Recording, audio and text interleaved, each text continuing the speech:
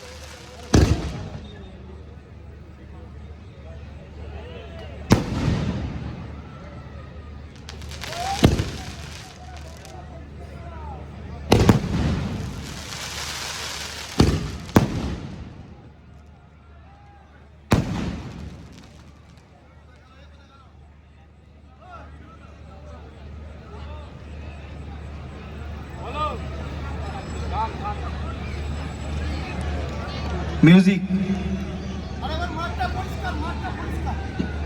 নালিকুল নাইটসের যারা দায়িত্বে আছেন মাঠটা একটু অতি সত্বর পরিষ্কার করে নেবেন, সরাসরি আমাদের আবারও খেলায় ফিরতে হবে।